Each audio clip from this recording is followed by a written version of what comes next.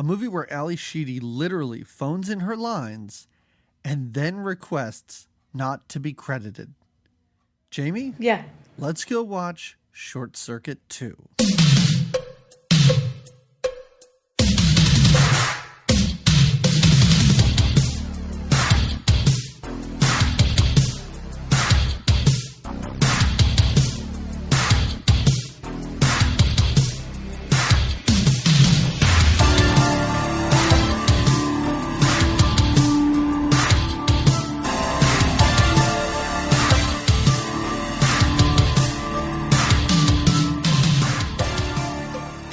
Hello, everybody. Welcome to another episode of Good Times, Great Movies. We're an 80s movie podcast, and every other week we watch a movie from the 80s and then we talk about it. I'm one of your two hosts. My name is Doug McCambridge, and with me, as always, in brown face, Jamie, don't do that. Oh my God. It's terrible. And do not speak with an Indian accent. Awful. Just wash that off. Is Jamie Lorello. Oh, my. I was ready to do my best robot impersonation, but I could pull out Indian if you need it. No, we don't need it. Nope. Oh, okay. No, that's okay. You know what? You do the robot impression. That's fine. I don't think that's very offensive to all the robot speakers. Well, it is pretty good, I think. Okay. A good robot. Right. Okay. I won't do it the whole time, but I thought your robot impression would just be, pop culture references, maybe possibly a John Wayne accent for no reason.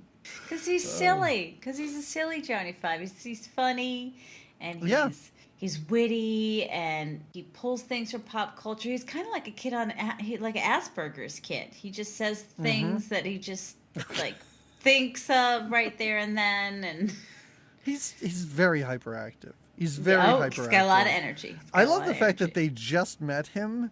Really don't know much about him at all at this point. Didn't even know his name. And Benny's like, we can't let him into the city. Like, that would be disastrous. Well, Benny does know him from before that he can't be. But who doesn't know each other is Benny and Fred. No. Let's talk about that. No. The fastest of friends. Wait, hold on. I'm sorry. Already I have a question. Is Fred Michael McKean? Yes. Okay. All right. I'm sorry. I could keep up. I didn't refer to Fisher Stevens as Fisher Stevens in my notes. Everything was McKean, Michael McKean. Even Cynthia Gibb, I was like, Gibb. It's easier to type than whatever her character's name is, which I don't even know. Sandy, I think. I write it midway through. She has a very thankless role in this movie. It's really pointless. Sandy, yeah. All right. Yeah, she's, she was in Law and Order. It's an obvious. Yeah. I guarantee you Michael McKean was probably in Law and Order. He was. Okay, all right. That's one of those, I'm not being taken seriously. Everyone still sees me as, I think it was Lenny, right? He wasn't Squiggy. No, Lenny, yeah. Yeah, and that's a real, people watching going, oh my God, did you see Lenny last night on Law and Order? He can really act. I think he cried. Yeah, it was about the murder of the small child in the projects. It was really, it was very moving. He played a great slumlord. I had no idea he had it in him. Oh, boy. Yeah, Cynthia, you know what? I do have to say, Cynthia Gibb, great in Modern Girls. Remember she was the quirky friend? Oh, right. She was not the Daphne Zuniga, yeah. And she was not the Virginia Madsen. Because she got all high and passed out on a pool table and was almost raped by a bunch of hillbillies. And who gave her the drugs in that movie? Pamela Springsteen. Look at you. Yeah, just listen. It all comes back to Sleepaway Camp 2. Bringing it Forever around. and ever. Bringing it around. Oh, boy. All right. So we are in the summer of sequels. In case you're just joining us. Right. Hi, welcome. And you've feverishly gone back through the catalog being like, well, I'm sure they covered Short Circuit 1 at some point. No. This is what we're doing. We're watching the second film in, who knows how long some of these series are. How long did this one go for? This has to be it. I would be upset if they made another one after Yeah, this. But they did make a Sleepaway Camp 3. I know, but what more can they do with this guy? You know? No, I think this was it. I think this wrapped it out. Yeah, I think so too. I think 1990 hit, and they went, Fisher Stevens, brown face. I don't think we can do that anymore. I don't think. I know it's only 1990, but that window closed last year. Short Circuit 2 from 1988, starring Fisher Stevens, Michael McKean, Cynthia Gibb, and the guy who owned the resort in Dirty Dancing. Oh yeah, he's the evil again. He's not a good guy in this either. Yeah, he kind of did have me fooled though. In the beginning, you're like, he's so friendly, that Oscar. He just looks out for. Yeah. He seems so aloof. He doesn't really know what's going on, and he seems genuinely friendly. And then he's at that lunch or whatever. He's at that one meeting with those guys. Are those criminals? Anybody? These two? I had no energy to look. Okay, fair enough. Fair enough. Was not interested. That was a weird subplot of this. I don't. There's oddly so much happening in this movie, and also so little happening. I agree. And again, in the beginning, it gets kind of thrown at you. Like, here, this is going to lead to like, you're like, oh, okay, okay, and then some of it, like, I mean, it takes forever, I thought, for Johnny Five to even show up. And I was like, whoa, what's happening? We're just following Fisher Stevens around. He's selling toys. This is so interesting. It took a while. Johnny Five showed up, and suddenly, dun dun dun, the whole plot is unrolled before our eyes. He makes those robots. He solves their problem within a half hour of this movie starting. And we still have an hour and 20 minutes And you're left. like, where's this going? I was very afraid. Rightfully so, yes. Yeah, go ahead, because my notes are not good. This movie is almost 2 hours. I have 2 pages of notes. Oh, boy. Well, you're better, though, at remembering than I need to write all these copious notes that really tell me nothing. Let's see. All right. Well, we'll do our best. I do wish I wish that we got some background and some review, just a quick little review about how we ended Short Circuit 1. Because in Short Circuit 2, all of a sudden, we have our character Benny, Fisher, I'm just going to call him Fisher King. Fisher King, sure. God, I wish selling, Fisher King. I know. Selling these mini robots on the street. Now, I recognize these mini robots. I know this was the Johnny Five from the original, but I didn't understand how it came to be that now he was selling these mini robot toys on the streets of apparently New York City, which was filmed in Canada. So for people that aren't patrons, also patreon.com/goodtimesgreatmovies. Before we started, you said that you had to talk to someone about the first movie. Yeah. Did you see the first movie, or has it just been a really long time? It's been a long time. Okay. It's been a long time. Right. I did. It was a long time, and it was hazy. Like, when she was reminding me of the things that happened, I'm like, oh, that's right. And I know that I've seen this Short Circuit, too, because as I'm watching it, there was definitely familiar parts, like when he's bleeding. And wow, really? Yeah.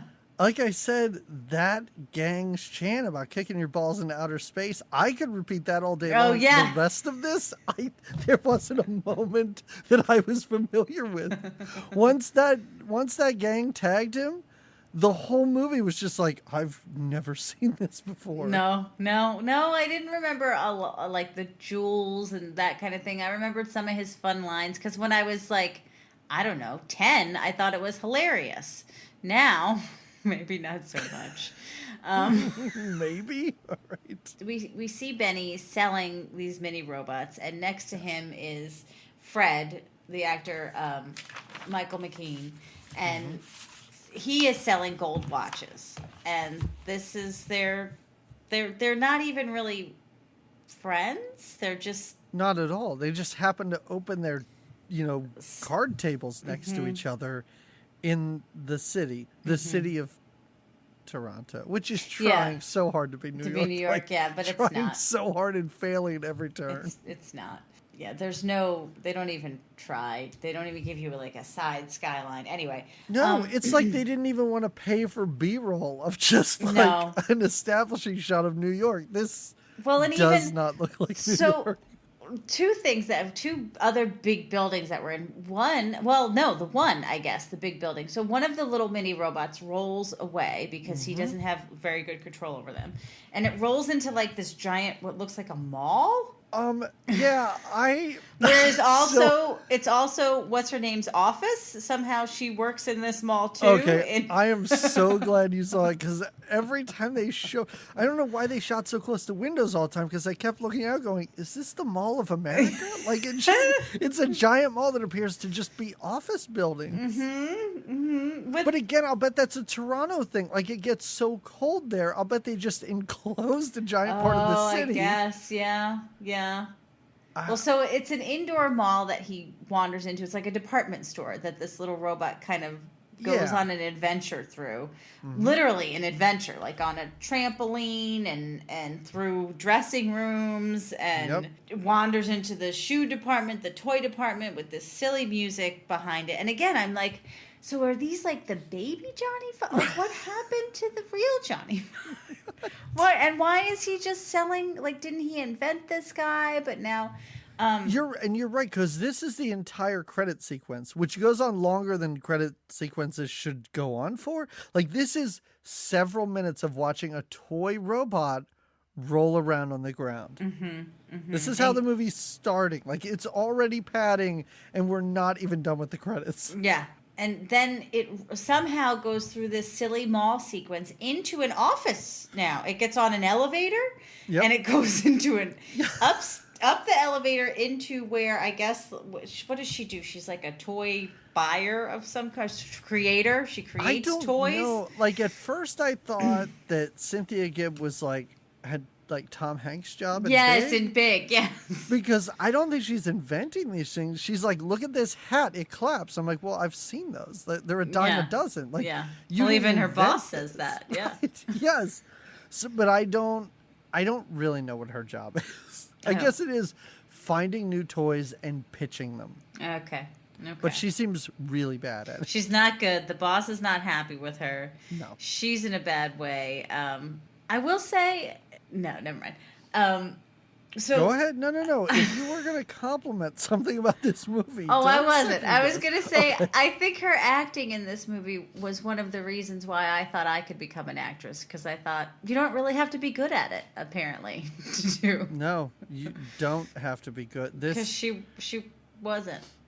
I feel. Did you look through her? Oh, of course you did. She was in Law and Order. She really did make a big TV movie. Everything you see that she's in, after it says parentheses TV movie. And I think she tried, but the leading lady thing was not for her. Like I said, I think she played a really good, quirky, goofy friend in Modern Girls. And I don't know how much other stuff I've seen her in, but after seeing her in this, I'm like, that might have been the pinnacle. That might have been her big time.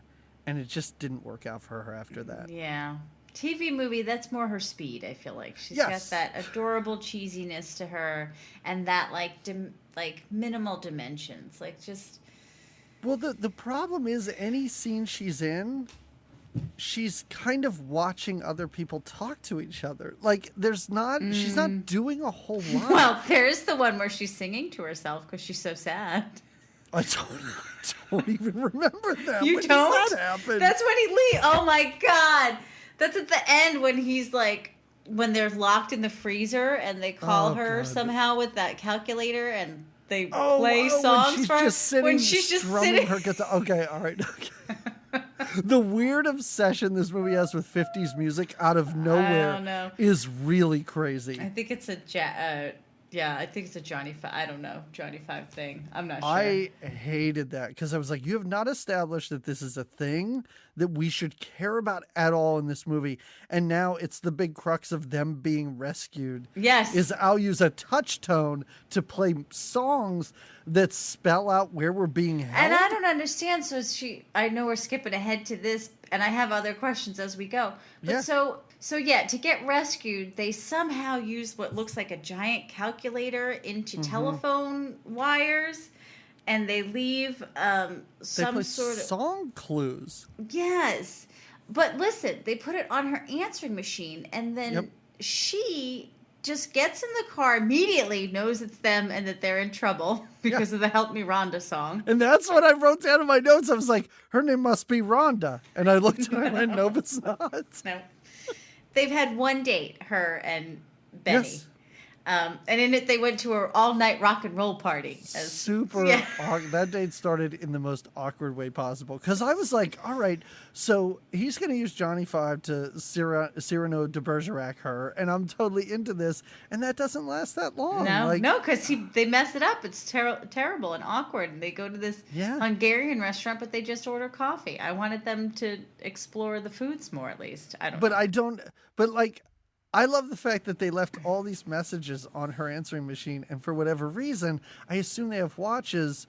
When morning came, they never tried to call her back? No, they left one message. They left one message of a ton of songs. She didn't wake up for any of it till the next morning when she bounces awake, looks immediately at her answering machine and goes, oh my God, Benny's in trouble. I need to go help him. Puts the tape from her answering machine into her little tape deck thingy, hops right in a cabbie. Now, the cabbie, too, has the same accent as Benny, and they know exactly where they're going. And he helps her decipher all of the songs. This cabbie, if this was a movie where Cynthia Gibb and this cabbie just solved crimes in New York City, I'd watch it. That's the Law and Order episode. She had more chemistry with this cabbie than she did with any other character in this movie. I agree. And the cabbie was entertaining. I totally agree. I like how she didn't know where to go, and they're like, wait a minute, they played that song. What's that song? And she and the cabbie both have to sing it and at the same time go, downtown. Yes. Oh my God. They get to Broadway. Then it stumps her when she gets to the Dua or something. It's the name of the restaurant. She's like, well, what is that? And the guy just points right there. It's the restaurant right there. Yeah. These two, they are a team. Yeah. They are a team, and I love it. I do too. They would have stopped that guy from stealing those diamonds, those jewels. Okay. So we haven't even got there yet. The problem is that, Benny and Michael McKean are just a couple of doofuses. Like, they're the most incompetent human beings on earth, and we have to follow them through this movie. I like how when it's like the third time that those bad guys with the ski masks come in, and they're like, oh, not you guys again. Not you again. You're going to wreck our place and rob us and potentially beat us up. And they just call for Johnny Five. They're just like, Five, where are you? We can't clearly handle this alone. This movie's really bad. This is so bad. I'm regretting this whole summer sequel. Oh, come on now. I mean, I would have never had this experience for the... No, you're right. That's a good point. Yeah. I hope nobody watched it. Well, and if they did, then they're just as shocked that someone would leave those kind of messages on an answering machine. But the screenwriters thought that was brilliant. Oh, yeah. Or they were just like, I don't know what to do. How many rewrites do we have to do? This movie's awful. Whatever, songs, they're freed. Are we done? No, he has to wheel around the city. We have to watch a robot almost die and be sad about it? Oh, all right, great. Yeah. And he's got to bleed and wheel, and his energy gets low, and he plays the same song as the end of Uncle Buck. I didn't even notice that. All right, I guess we should talk about this. So once this little toy stumbles into Cynthia's, her name, what's her name? Just call her Cynthia Gibb, or Gibb, or Gibbs. Cynthia. Once it gets into Gibbs' office, she's got to find out where it's made, and she instantly knows the street vendor that sells it. She gets right to him. Right outside her building. Yes. I don't know how she knows this. Don't know. She goes right to him. She tries to make a deal with him. This is when Fred just jumps on the bandwagon. Like, they weren't friends before, and now they're partners, and that's not strange at all to Benny. No. And he kind of forces this promise because it is going to be big money to get these toys made. I don't know how, again, you don't look at this little robot thing and think, well, this could be worth something. I mean, I think this goes back to the trope, and we have stumbled upon this in stuff like Tapeheads, where one guy is the brains behind the operation. Right. He's the front man, he's the pitch man, he's charismatic, and the other one is just, well, I guess that would be the brains. The other one is just the guy that can actually do stuff. And that's Benny. He knows how to make these things. Right. And Michael McKean knows how to sell these things. Allegedly, yes. Yes. But Michael McKean's a shady kind of guy. Again, he's selling watches and sunglasses, and he's always trying to make a deal, and he owes money, we find out later, to a loan shark. And in a movie that's like an hour and 50, I expected a big turn from him at one point, but it really never came. Like, I really expected it to be like, he is a horrible person, and we have to follow him around while he's like, maybe I shouldn't have done that. Maybe I should. No, I know they do that to a real subtle degree. Yeah, but yeah. It never went as far as I thought it was going to. You wanted to go deeper. Well, they had too much to give you. Like when they give you the information about, so all of a sudden we get this man coming into town, this fancy man, and I think he takes a helicopter to a limousine, and he's in town, and he's got a box of jewels, of these fancy jewels that he needs protected. And so now this becomes a thing, and you're like, well, what's going on with these jewels? Maybe, this is obviously something that, Johnny Five is going to help protect the jewels. And this is when I wrote in my notes, we're 15 minutes into this movie, and no kid could give a shit about anything we just saw. Like, this is a movie for kids, and it's so boring. Yeah. They're still like, what the hell? Yeah, like, we just watched a movie with Steve Guttenberg and Ali Sheedy and a guy who may or may not be Indian, and this fun robot, and this is the second one where we're just introducing ourselves to new characters, doing boring things about diamonds and selling watches. Like, at no point does this movie feel like it's made for children, but it's so stupid it can't be made for adults either. Well, it's either stupid adults or boring children. Or boring children, yeah. Fred decides they're going to buy a warehouse, or they have a warehouse now, because they need a place to manufacture all of these little toy robots that now have been promised to Gibbs, right? Right. What was it, 100,000 of these? Yeah. Something crazy. But at $50 each. Good. At $50 each. And even Benny's like, 100,000, I could get that to you by the summer of 2012 or something crazy like that.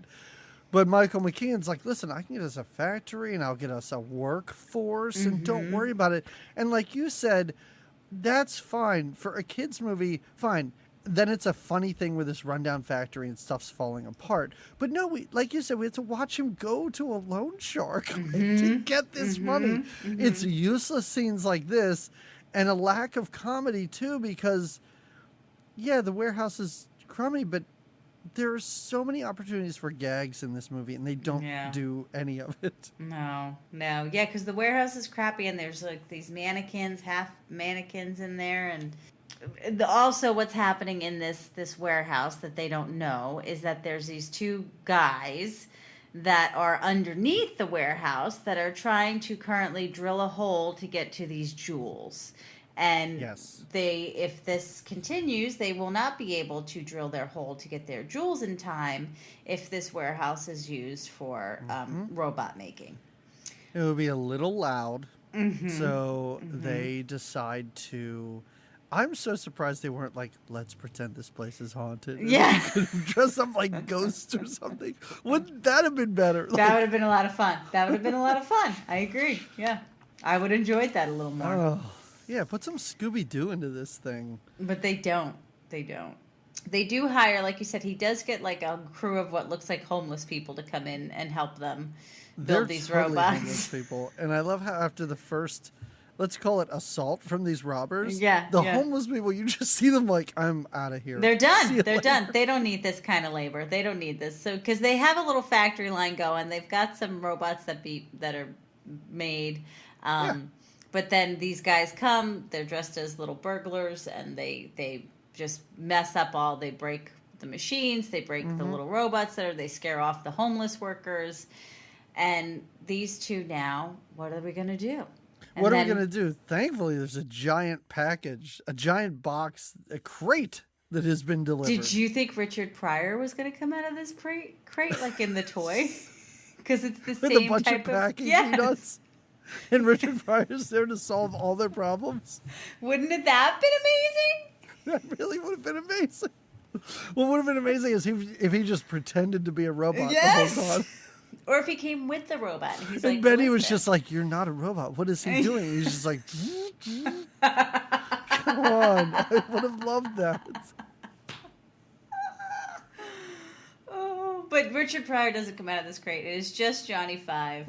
As if that is so much less exciting, which it's crazy that a robot is so much less exciting. Well, he's excited to see Benny. Yep. Benny is excited to see him. He comes with some kind of organic granola and a note from Benny's friends and Benny's friends. Did you look up the credits of this? Because I love how he listens to a message from Ali Sheedy, and I looked her up, and it says, Ali Sheedy voice uncredited. It's like, she probably demanded that. She's like, I will do this. You give me the money. Don't put my name on this movie. I don't want people. Not. Yeah. Oh yeah, because there is a little like voice memo from her, right? Yeah. Yeah. Yeah. I mean, this robot and Benny, they talk incessantly about their friends in Montana. Oh, I got these friends in Montana. You know, perhaps it's Steve Guttenberg. Don't know. He wanted nothing to do with this movie. No. Also, the Johnny Five was the military got a hold of him too. We're told that here. Now I don't know. See, that's where I wanted. Was that in the first one? And I wanted a recap. I don't remember if it was in the recap. It must have been. I think that's why. I think that's part of the reason why he had to go off to Montana, right? Off the grid. Yeah. But why did they send him to Benny? Is that ever explained? They sent him to Benny because Benny had told them that he was opening up this toy factory or whatever. So they knew that they could use his help.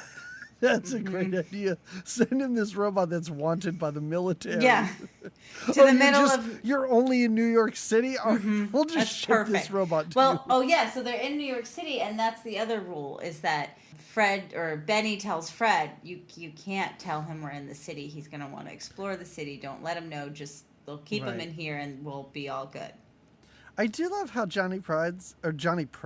I wish his name was Johnny Pride. He's got like a pride rainbow on his shoulder, and he's wearing a bandana like he's a cowboy.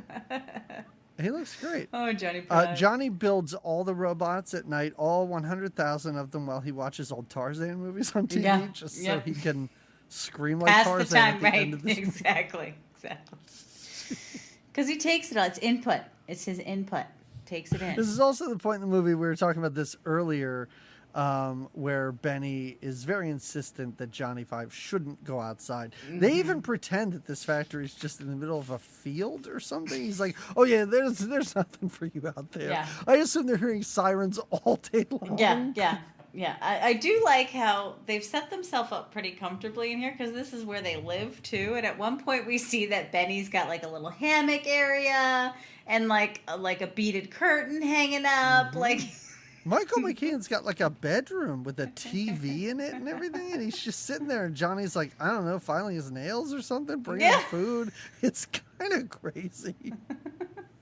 We see that Johnny Five is really into, like I said, pop culture. He does watch an extensive Mr. Rogers clip where he's talking to a dummy who doesn't have feelings.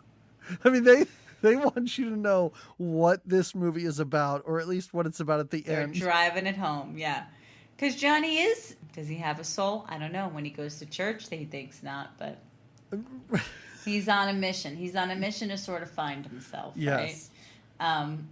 And also, has he been there like 10 hours? Because it seems that he's been waiting on Michael McKean for months. Like the way that Michael McKean's treating him is like, oh yeah, after you're done sewing my shoes for me, maybe you could get me some soup or something. And Johnny Five is so put out and angered by this. And I was like, didn't he get here yesterday? I know. How many errands have you been running for this guy? Well, but that's when the cat gets out of the bag and... Yeah. He the says, cat being a robot and the bag being a warehouse. Right. Okay.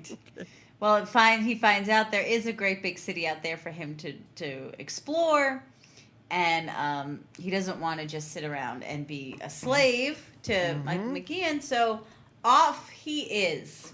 He's got a Polaroid camera. He's taking pictures. He's blown away. He sees people on roller skates and people the city is just... Yeah. I mean, I guess a robot from Montana would say, what's this big city of Ottawa all about? No, yeah. I do like how you can clearly tell this is Toronto, not New York, because I assume if a giant robot rolls down New York, nobody's going to bat an eye. Like, nobody's going to look, nobody's going to react. They don't care. Everyone is reacting. Everyone is amazed that there's a giant robot rolling around.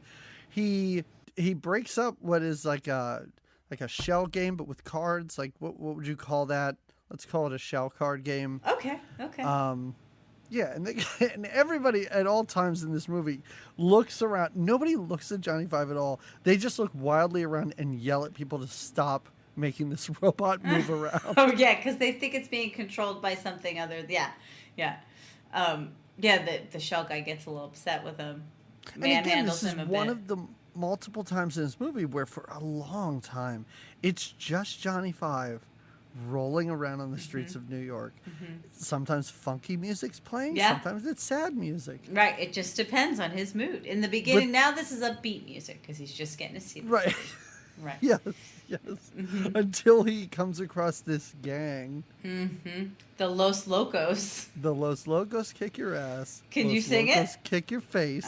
Los Locos kick your balls into outer space. And I love how this gang's instantly, like, this gang is smarter than anyone he's met already in New York, because this gang's like, we could dupe this robot into stealing car stereos for us. And they do. They convince him that this is their business and that they need his help and that they have starving families that they need to feed. If they could just go and Johnny is a gullible little robot. Yeah. They're like what do they say? They're a car stereo polishing company, and they take the stereos and polish them and then put them back in the cars. But he's like, it's so tough to get into these cars, and we're not going to meet our quota for the day, and our boss is going to be really and mad. We're going to have to work overtime, and we can't get them to our families. Yeah. One of the very few times in this movie where I was like, all right, this is kind of clever. Fine. Wow. These guys are, So Johnny watched this, what's that guy, Crazy Eddie, like the... Oh, yeah, the guy who owns the one and only Radio Shack in New York City. Yeah. That's like in an alleyway. Closed in the middle of the day on a Saturday. And it's like in an alleyway. Yeah, when they went in there, I was like, oh, they found an abandoned Radio Shack. Yeah, because they just take the time to rebuild them. But yeah, he when he watches this commercial and this Crazy Eddie goes, I've got a crazy sale. This is like we said, he uses all these things that he sees and he quotes them. This is what he uses when he brings all these car radios to these Los Locos. Look, it's a big sale. They love him. He's one of their amigos. They spray paint him. He's getting a lot more respect from the Los Locos than he did from all the other New Yorkers that he came across that day.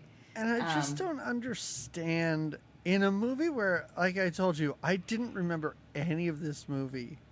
How did this stupid gang rhyme stick in my head? Like, did I just think this was so funny as a kid?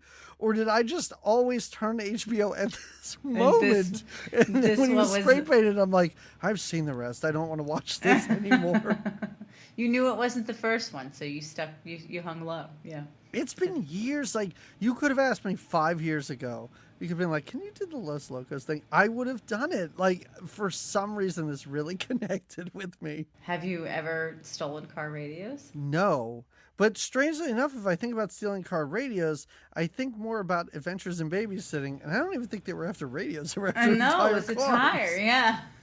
Johnny Five meets a bad guy who doesn't seem like a bad guy at first. No, Oscar. Oscar, the owner of the Dirty Dancing Resort. And he, like, walks Johnny Five home? It's almost like he found a lost child. He works at the bank, allegedly. But well, allegedly. Yeah. But, yeah, he walks Johnny home because he's lost. Johnny loves him. Johnny thinks he's so kind and so nice. Again, because humans, are not as nice to Johnny as Johnny would hope. They think he's a little bit like a machine. Right. Unless you're a gang. Unless you speak Spanish, or unless you are an Indian. I think I understand what this movie's trying to tell me. You see, you're reading between the lines here, I totally get it. All right, okay. Okay, all right. I've turned around on this movie. I like how that night Johnny's writing a note to Ali Sheedy. Like, He's a robot. Like, shouldn't he have some way to contact them? But he sits and physically with his robot arm writes a note about how great this city is. Well, he does. He doesn't show off some of his keen powers. Well, I mean, you do see him stealing but like, there's other kind of really cool stuff that he can do that you don't realize it till he. Even when Benny's like, "Oh my God, look at all this cool stuff you're equipped with," Johnny's like, "Yeah, check this out. It's an umbrella." Yeah. Like, what? Really? That's the most impressive thing? No, but he could do things like he stops. He could control. He controls their car at one point. At the end, he controls the bad guy's car. And he uses that like cable that you shoot out and stick to get metal. The taxi. He uses that many times in this movie. But this is the second time that these robbers come in the middle of the night, and Johnny Five just beats the hell out of these guys. Johnny says, no, we're not. He spins them around. He takes them and he spins them around, and he's a great security guard. It's like I was watching John Candy swing around from a ceiling fan at a restaurant. Folks, again, our Patreon. My God, what was that movie? Uncle Buck. No, not Uncle Buck. Sorry, not Uncle Buck. Oh, Who's Harry Crumb? Who's Harry Crumb? I wanted to call it Who's Johnny? Who's Johnny Crumb? I want to see that mashup. All right, so at this point in the movie, this is where our second plot line, because right now we have diamond thieves. Oh no, this is our third plot line. Sorry. We have diamond thieves. We have them trying to make enough toys to sell. But now Michael McKean understands how much Johnny Five is worth. I think it's like $11 million. Yeah. So he's like, we could just sell him instead of all these toys that he just made, which he already made them. Just sell the toys. I know. They're done. Like, just use that too. Sell the toys, and then you could think about selling Johnny Five later. Right. But he doesn't have the same connection to Johnny yet. Right. So instantly he just sees this money bags on wheels rolling around. It doesn't take this shyster guy long to set up some meetings in town, surprisingly. Why doesn't Benny know about these meetings? Where does he go off to? Does he go to try to have a meeting? Because he does another time try to talk to Shelley. Oh, Cynthia. Yeah. Miss Gibb is still. She's in this movie, in case you forgot. No, she's still there. She's just waiting for the robots to be done. But yeah, this is when Michael McKean kind of takes him around this city. Like, he's already seen this city, but he's like, hey, I'll take you to a bookstore. And Johnny Five's like, I could read all these books. Oh, he loves it. Seconds. Yeah. There was one other laugh I got, which is when Michael McKean tells Johnny Five that craphead is a compliment. Oh, and then he calls the lady. Calls the girl at the bookstore craphead. He's like, thanks for all the books, craphead. I loved it. I don't know why that made me laugh. Doesn't he cause a bit of a ruckus at the bookstore? Yeah, enough that the police are notified that he stole books or something. I don't really know why they're after him, but the police are. And McKean takes Johnny Five to some big company to sell him? He gets some meetings and board. Yeah, I did. Did you say? I don't know what that just came up. Listen, I understand. This movie almost put me to sleep. You had to watch it in several sittings. I'm exhausted just talking about this robot's goddamn adventures. So, yeah, I don't know. He gets this, like, board meeting together with these execs that makes some sort of comment like, hey, isn't that the robot that, like... Isn't that the robot we read about in the news? Yes. And the inventor guy. Disaster? Yes. There is some, like, hush-hush whispers about that. But, again, this goes nowhere because these guys don't try to pursue Johnny any further. They don't try to find Benny, or not Benny. They don't try to find either Benny or Fred to try to follow through on this deal. Johnny gets so put out because he's into robot rights. He's got rights. He doesn't want to be sold as a property. And he does this whole little monologue and then falls out the window. Yes. But because he's Johnny Five, he's able to take a little flight. So we get a little aerial Johnny Five for a minute. We get so much hang gliding in this. And this is funny before he leaves when just some woman who has had no lines in this movie goes, ugh. All we need is a robot who wants equal rights. And then she does this weird thing where she kind of looks at the guy next to her like, wait, maybe I should be happy. Yeah. Nope. It's a bizarre scene. But it's just so Johnny Five can hang glide around the city. Yeah. Yeah. He's very upset. He goes to church. He goes into the confession booth. Yeah, he sits in confession with the priest. And the priest yells at him once he finds out he's a robot. Well, because he goes to the robot. The priest is being very forgiving and saying, Johnny's like, I'm different. Nobody really accepts me here. The priest is kind of getting into that, you're sure, you're all okay and you have a soul. And that's when the robot, when Johnny says, I'm a robot with a soul. What? And he's discovered. He's outed. And like you said, the priest is angry and everyone's angry at Johnny. Nobody really wants him around, though. The priest kicks him out. And I think this is now when the cops find him. They've been looking for him. Like you said, they don't shout at him. They shout around him. Like, hey, who's ever operating this thing? Like, enough's enough. This is when they arrest him and he says that he's married to Morgan Fairchild? Yes, I have family at home. Yeah. Like, this movie, honestly, to me, reading back through my notes, it felt like a dream. Like, it felt like none of this actually happened.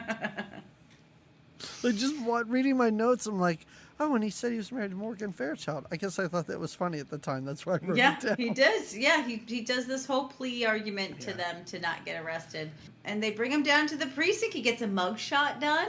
And then they tie him up. They put him with lost appliances. Oh, and they tie him downstairs. That's where Benny has to go get him. They call Benny. And Benny's like, how could you do this to him? He's like this so super intelligent, robot. And he could, at the end, he breaks himself out of the chains that he's in. That's what I was thinking. When Benny's like, you can just get out of those chains now. And he breaks himself out. And the cop's like, oh my God, he could have done that at any time. Yes.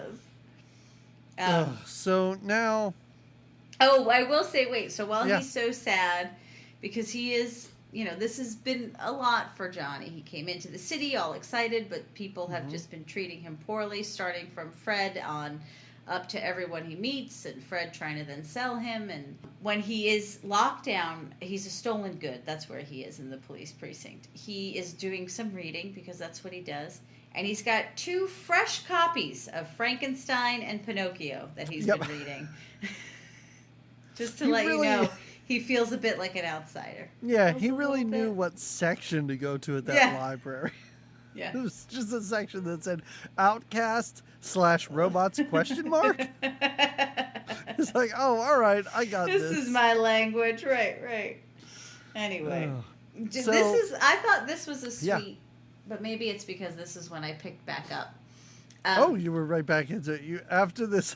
After he was arrested, you're like, I need a break. I was like, I can't. What are they going to do now? You looked at the time and you were like, wait, there's an hour what left?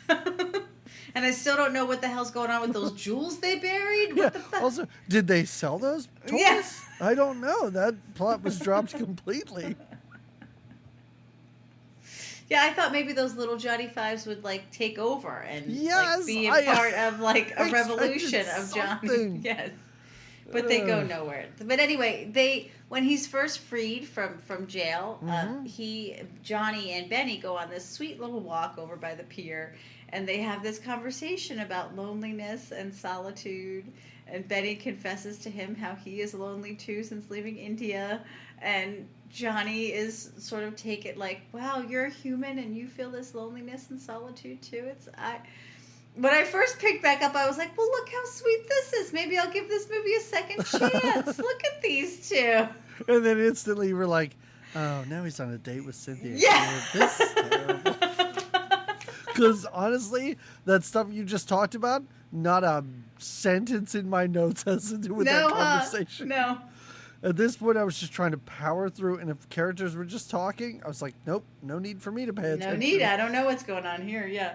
Yeah, so he gets a date with Cynthia Gibb, and he's all jazzed up about it, but he can't talk to ladies. Who could possibly pick up women? This robot could. So he did all this reading. Yeah, so he stations him across, and Johnny Five hacks into a giant digital billboard, let's call it, where he's feeding him lines. Mm-hmm. But suddenly, a guy with a cart of balloons just stands next to their table for no reason.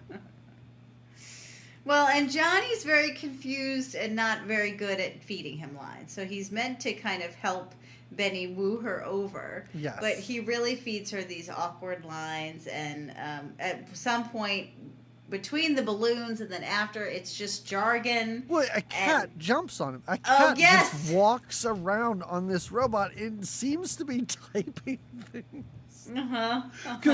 Because Benny says, "My mother sleeps with your dog." Oh, in Spanish, that's what it comes down to. Yes. And all of this, let's call it hilarity, ends with Cynthia Gibb being like, "Do you like me?" Benny goes, "Yeah, I do." And that's it. And then everything is resolved. They're on a real date. They're going to go to, as you said, like a rock and roll all night bar. They go to a rock and roll all night bar. Yep.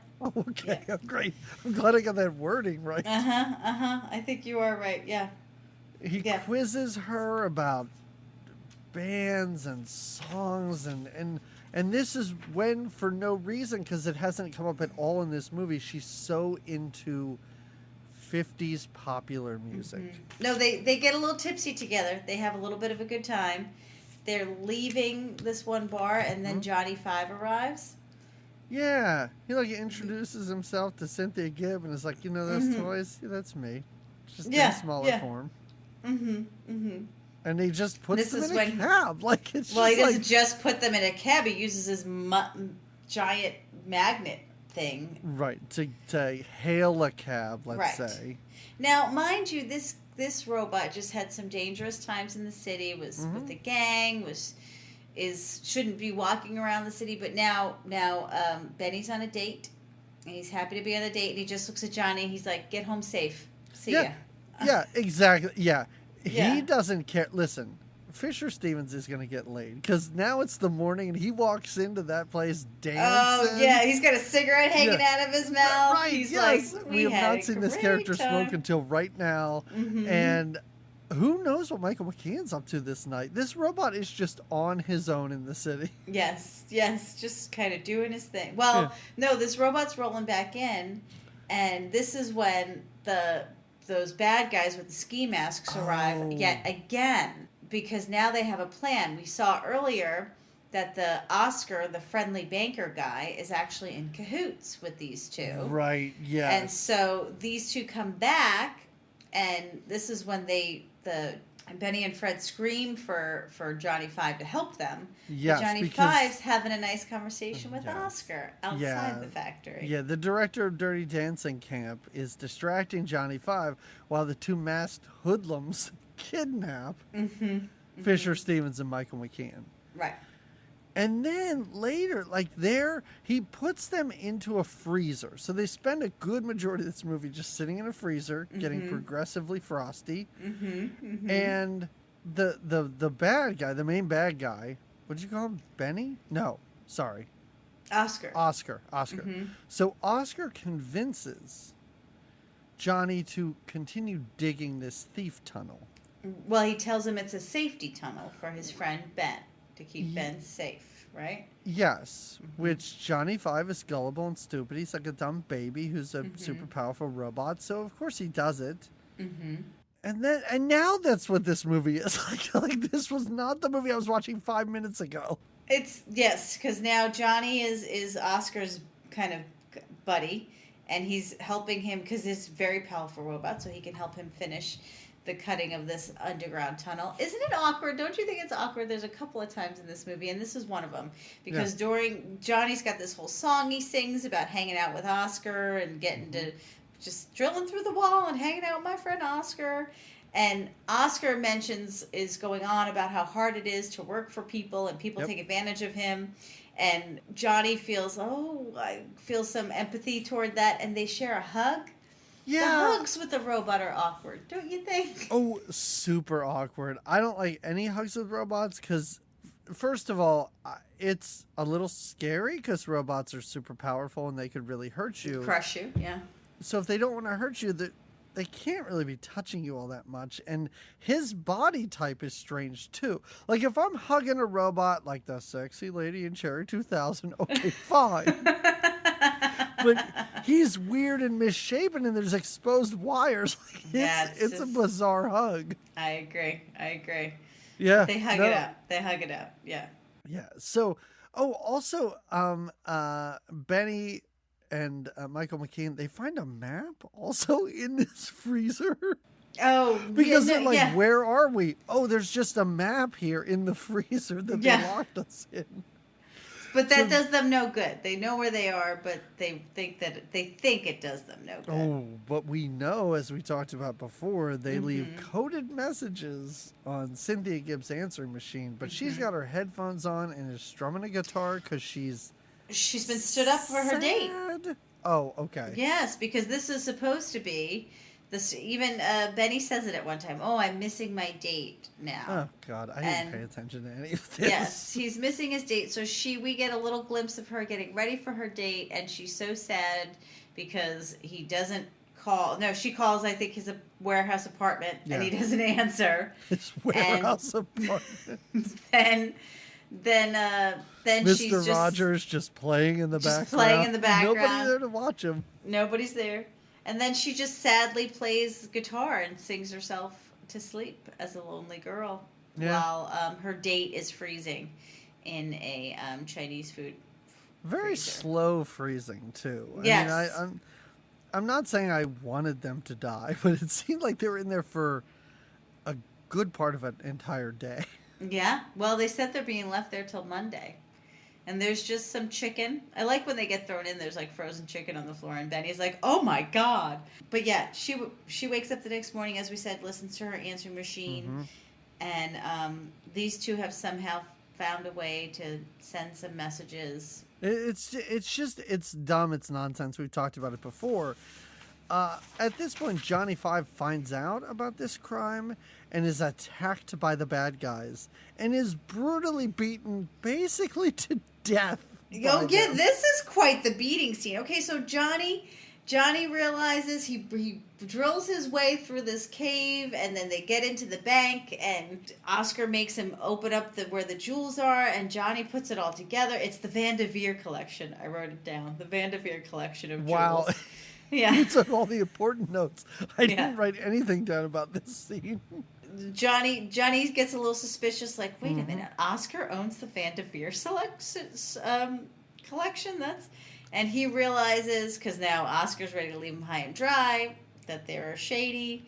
Yep. And like you said, these thugs now are like, this robot is the evidence. He's seen us. We need to beat him up. He does get away from them for a minute. He like hides up in a tree. Yeah, how? There are a couple things this robot does in this movie that were so confusing. When he goes into the sewers and they show the size of that manhole, I was like, I saw his treads. There is no way he could just dip down. Gently down into the sewer. And that's when he's with Fred, right? That's when he's with, Yeah, there's the two of them, and it's just this effortless, like, it's like they're on a sewer elevator. They just He's got some powers. He's got some magic in that robot body. Who would win in a fight? Johnny Five or a robot from Chopping Mall? Ooh. I don't know. Johnny Five's got a lot of bells and whistles that he can whip out. He's got a lot of things going. Yeah. But those robots had lasers that would explode a human's head. And they're just deadly. Like, they don't even care. They don't think twice about anything. Yeah. And now Johnny, when these crooks go to find Johnny somehow averts them. And then they start running the streets with an axe. Yes. To look for him, I guess in the middle of the day. This is not. If you have not seen this movie, this entire movie takes place during the day, except for the date. Like, the date's the only thing that happens. Yeah, you're right. All of this is in broad daylight. Daylight hours. You're right. Monster muggers attacking a giant robot in the middle of the day, in the middle of the streets of New York City, and nobody's even minding it. Nobody sees it. Nothing. I do like, because twice Johnny picks up from behind Oscar. Once when he's in the trees, he picks him up, and then again at the end. It's a weird thing. I don't know. But you're right. They beat him up. I don't like it either. That is a stuntman who is taking his life into his hands in those moments. When they're swinging, and I was like, that's a real man there. That's not a dummy. That is some guy who's like, oh, yeah, we'll just be up there with this robot. Oh, that's fine. I got it. Totally it's cool. Cool. Yeah. Hold me like I'm a baby, and swing us around over this water. That's fine. Don't worry about it. It'll be like hold me like I'm a baby from behind. It'll be great. Yeah, I wasn't comfortable with it either. I'm glad you weren't either. Johnny gets beat up pretty bad, and his little eyes all bruised, and his bruised. It's hanging out of his robot face.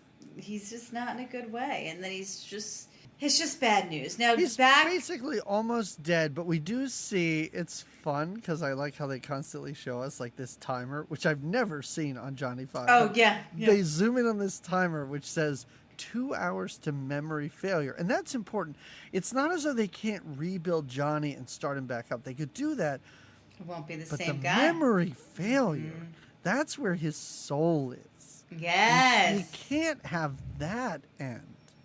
Right. So right now we have 2 hours. I like how he steals a car battery as like a battery backup for himself. Well, he's like he's just kind of droning him around. Yep. And again, nobody in this city seems to notice that the sad beat up robot's just kind of bumping around. But you're right, he steals a battery to get some energy from the battery. And he's slowly just trying to figure out where he's got to be. In the meantime, they go back to the factory, and Johnny's gone, and the cops are there. So the cops arrest Benny and Gibby. Gibby? Okay, I like that.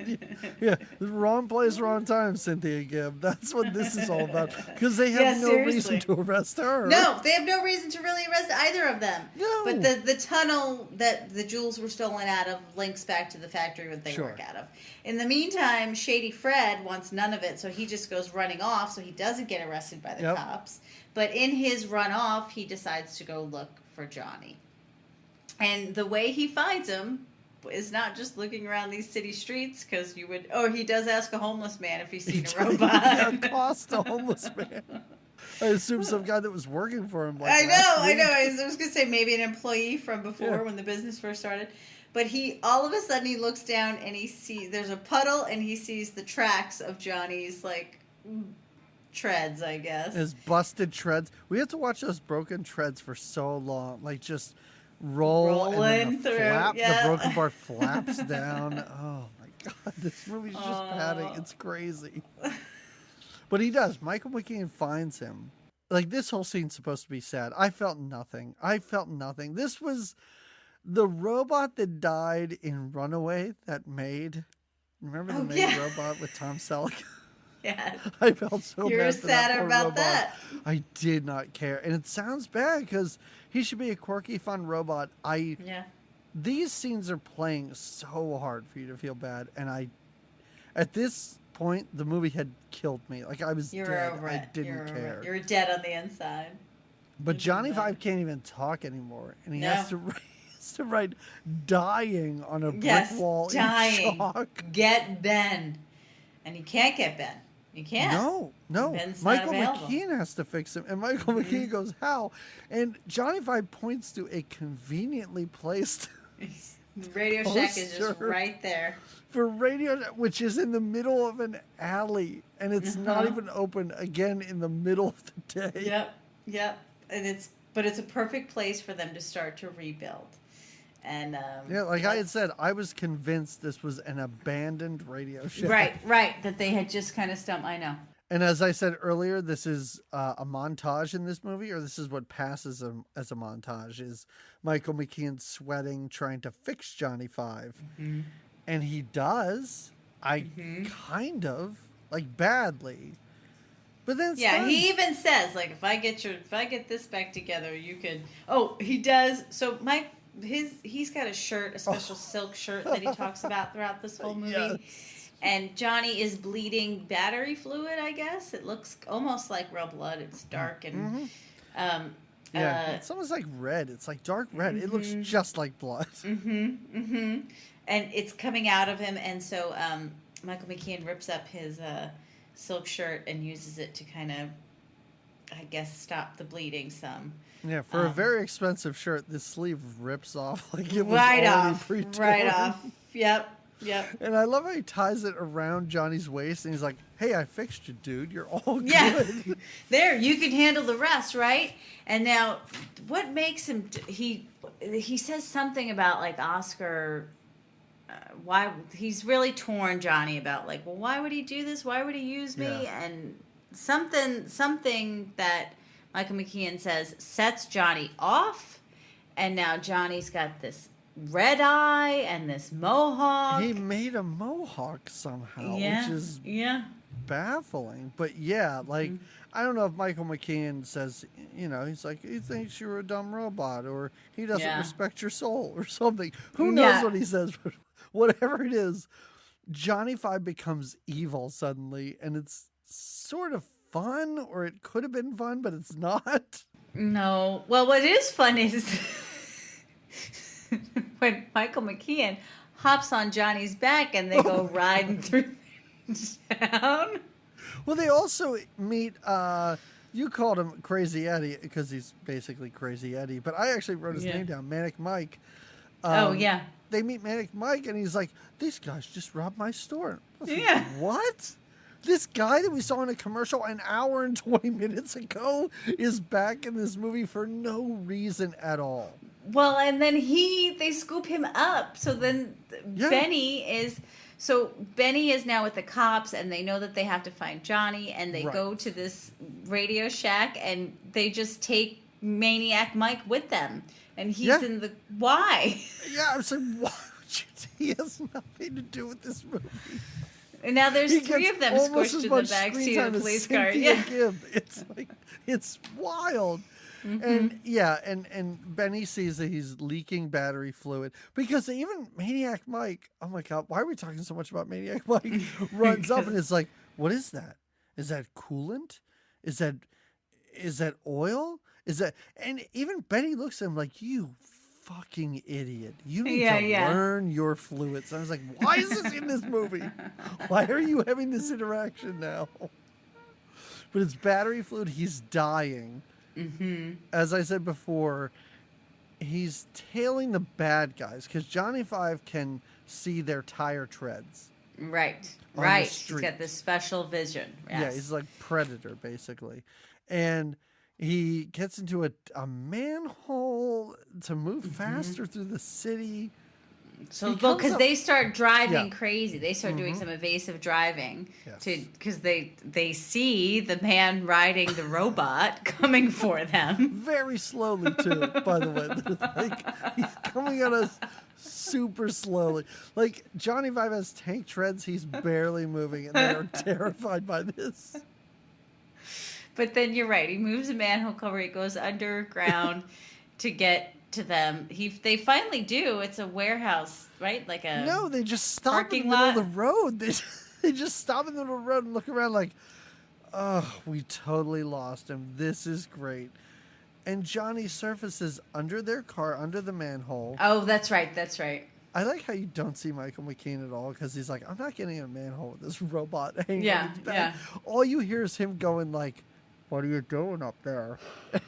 Johnny Five's like, I'm pumping iron. And he throws this car. I'm surprised. Quite the distance. Any of these guys were alive after this car wreck. Mm-hmm. Mm-hmm. It flips, it tumbles, it goes, but they are alive. Yes. And they still want to fight Johnny Five. They still want to take him down.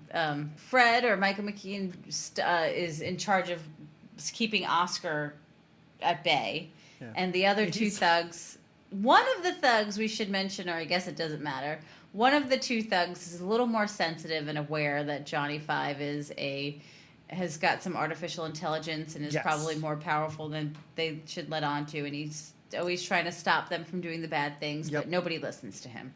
And he's the one that gives himself up, too. The other guy tries to fight Johnny Five with a crowbar. Johnny Five takes this crowbar and bends it. And this guy's still like, oh, yeah, I'm going to punch you out. Like, it makes no sense. Johnny Five dispatches of him. He rolls the other guy up on a fence, which I thought was kind of fun. And then Michael McKean is punched out by a man 30 years older than Punched him. right real hard in the gut where he can't even catch a breath to tell Johnny that he's getting away. Yeah, this overweight elderly man punches out a Michael McKean kind of, well, maybe possibly past his prime, but still, he shouldn't have had problems with this.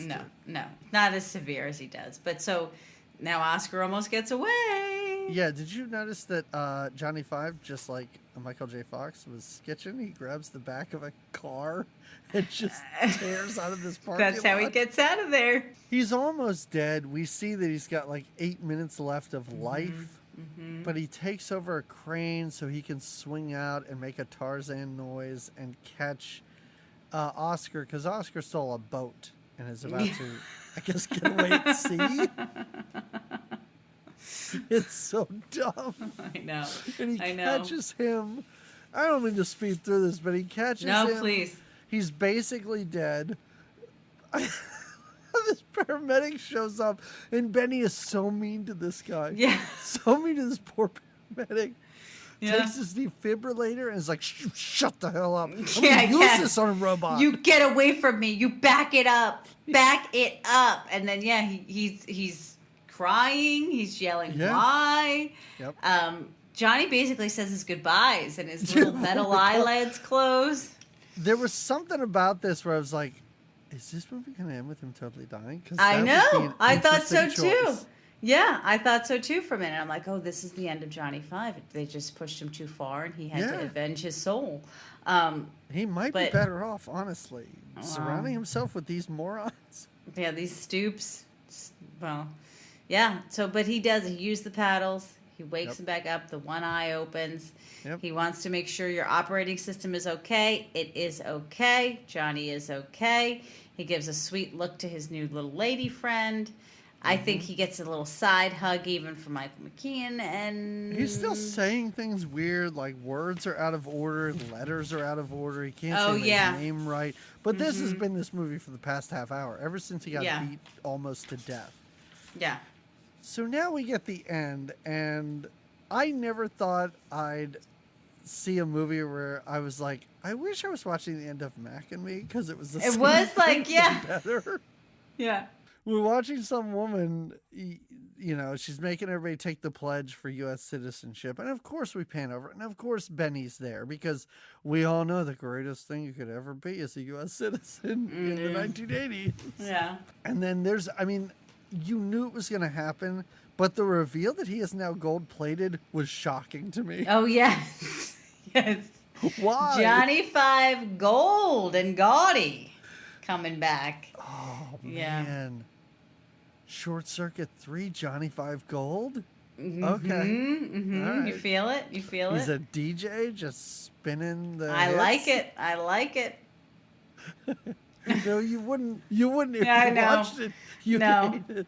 It would. So we see that Benny and Johnny Five are taking the U.S. citizenship. And I love how the woman who's doing this, I don't know, let's call her the mayor.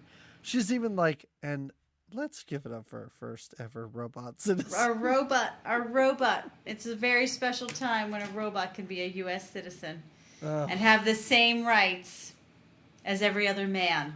Not and any as woman. we said earlier, they're just taking our jobs. They're just sending us our rapists and murderers. They dang robots. Oh, those robots. You know, they're the biggest problem. This movie was bad. This was bad, and I mean, it's almost a what have you done for me lately? Because when I finished watching this, for just a moment, I went, is that worse than Sleepaway Camp 2? I realized quickly it wasn't, but boy, it's not much better at all.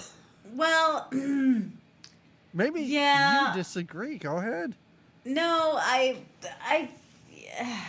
Sleepaway Camp 2 was just different because it was taking And maybe what I was going to say is, also it's an hour and 20 minutes long. That was a difference. I agree. I think if they cut a half hour out of this, we would have both maybe been a little more positive with some of our reviews. We would have felt a little better about some of it. If just 30 minutes was all they had to take away. That's a lot. That's a lot of time. But it would have been easy. It would have been easy. Yeah, it would have been easy. And I think we both would have had better feelings overall about the movie. And then I think if I had a better connection with the first one, maybe I would have more of a connection with this one. What I did like about it was that I did have a memory of seeing some of it as a kid, but I remember thinking it was, wow, that, like, some of his lines, Johnny's lines, were so funny to me as a kid. And now I was like, oh, jeez. Yeah, I feel like here's a huge problem with this movie. The big problem with this is there's no Guttenberg. No Goot. You know, right, and you're taking two of the large characters from the first one. Two main characters, and you're saying, Ali Sheedy, Steve Guttenberg, you're not in this. You're just in Montana. Yeah, and that's a huge problem with this, because you can't... There was something refreshing when I saw Michael McKean, and I was like, okay, he's fun. Yeah. You can't just rest him. He can't be your number two. He can't be the second best thing in your movie, which is crazy because you have a robot, but the robot is such a dud and it's so uninteresting. I even like the little arc where he wants to find his soul and he wants respect like a robot, but then let's do a little more focus on that, a little more montages maybe where he gets to see, and a little less like what's with the jewels and the guy coming in and... There's also a scene where they're shoving jewels into the dinosaurs. Yeah, it's weird. That's unnecessary. All of that stuff just added up to a bunch of a half hour's worth of unnecessary. You want to make a heartwarming story about a robot that becomes a U.S. citizen? You can do that without a jewel heist in the middle of this. Yes, exactly. Because they dropped the toy idea halfway through. Yes, exactly. It is so strange and it's misguided. I really didn't like this. And like you said, it really had to do with the length. I was upset when I saw how long it was before I even started it. The moment I was 10 minutes in, I was really upset for what I was going to have to watch. Now, if 30 minutes of those that had to be kept in were filled with musical montages, maybe you would have enjoyed it more. You know what? No, you're right. I'm not saying I would have enjoyed it. I wouldn't have hated it. There you have it. There you have it.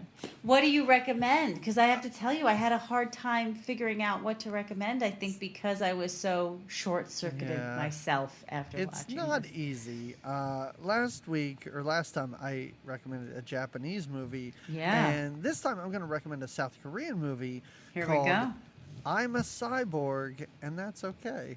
Oh, okay. And with that title, you might not know, it's a romantic comedy. Sure, it takes place in a mental institution, and there's a man who's in there. He's a young schizophrenic guy, and he falls in love with a fellow patient who believes that she is a cyborg. And she won't eat. It's kind of fun. She licks batteries and thinks that that's going to give her. But then she becomes very sick, and it's kind of fun because he forms a relationship with her. And at one point in the movie, he's like, "I can make you a food to energy." Sort of mechanism, and he just puts this box on her back, and then she starts eating food and gets better. It's very sweet. It's very funny. Okay. Yeah, check it out. It's from 2006. It's a pretty recent movie, but it's awesome. I like the whole mental institution swing and the licking of the batteries. I like it. What about you? Since this was difficult, what did you do? It was Short difficult. Circuit one? No, well, kind of, because I'm like, well, where's the good in this? No, I went to a movie that I haven't seen that's on my to-see list. I know recommending movies. This is one of my favorite things that you do. If you're not recommending YouTube videos or workout videos or yoga things, movies you haven't seen is my third best recommendation from you. But you might have seen it, and I think it plays well into this whole artificial intelligence, whatever. That movie, that Spike Jonze movie, Her, with I saw it. Joaquin really Phoenix. Is it good? Yeah, it's really on my list, and I'm like, oh, you know what? I bet if I saw that, I would have recommended it. So, You know what? I'll recommend it. So okay. no, it is good. Honestly, you should see it. You'd probably really like it. I Okay. mean, I don't know. He's really great in I enjoy everything him. recently. Like Yeah. he's an amazing. Did you see the what was the PTA movie he was in? I can't think of the name of it now. The Master. No, I didn't see it. It was Oh, good. it's so great. All And right. he's wonderful. And yeah, you should watch it. Yeah, he's a great actor. I It's enjoy no Boogie most things. Nights, but it's Paul Thomas Okay, Anderson. Boo and So. Boogie. Okay, fair enough. Oh, all right, everybody. Thank you for listening. This has been some roller coaster. This summer sequels is something. Oh, and speaking of dropping out giant characters for movies once they make a sequel, next Saturday, if you are a member of Patreon, guess what? You're going to get your August TV movie bonus episode because in August we do a TV movie and we're sticking with the idea of summer sequels. Sequel TV movie. And we're going to do a movie where no one from the original showed up. There is not a Tom Hanks, Daryl Hannah, Eugene Levy, John Candy to be seen in this movie. All the gold that you want to be covered in. Yep. We don't give it to you. But we're going to talk about Splash 2 TOO. Ooh. A TV movie from 1988. So that'll be our August Patreon special for everyone. That's so special, you Patreons. Who is a patron? I can understand if people are like, wait a minute, hold on, Missing in Action 2, Splash 2? Why would I ever give them $5? Because you just need to know what we say about these things, friends. You just then need they'll be to like, know. wait, didn't I hear they did Who's Eric Crumb? None of this sounds appealing to me at all. It's worth it. Get on that train. It's great. But for a regular episode, this is what we all care about. And Jamie, I couldn't even believe this. When I was looking through all these sequels and I was asking people for suggestions, some people suggested a movie. And after I thought about it and I considered it, I realized that we've gone 5 years and somehow avoided this sexist, racist, anti-Semitic piece of garbage. Mel Gibson. Sounds brilliant. Oh. For 5 years, we have avoided him on this podcast. Not a one. Not a single Mel Gibson sighting. But we can't avoid him anymore because he is in. Not. I'll say it right now. My favorite Mel Gibson movie. We're going to talk Here now you say that. And we're going to watch it. And you put it out there that it's a fave. Mad Max 2. Wow. The Road Warrior. Because it's the second one. It's the summer of sequels. Yes. Which, again, just like many of these sequels, I saw it when I was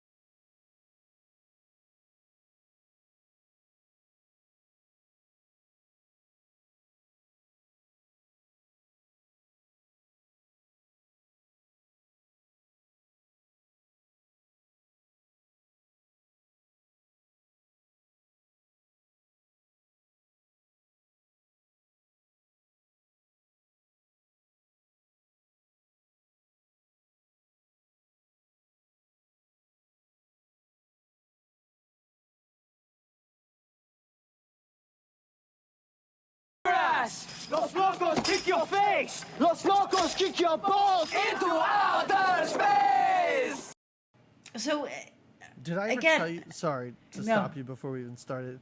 I listened to a podcast once, and this guy for several episodes, he wanted to say he took copious notes, but he didn't use that word. And every time he said, "I take dubious notes." and I kept laughing to myself, going, "It doesn't mean what you think it means. Like, that just means you're writing questionable notes. Like, you're unsure about anything you've kept track of."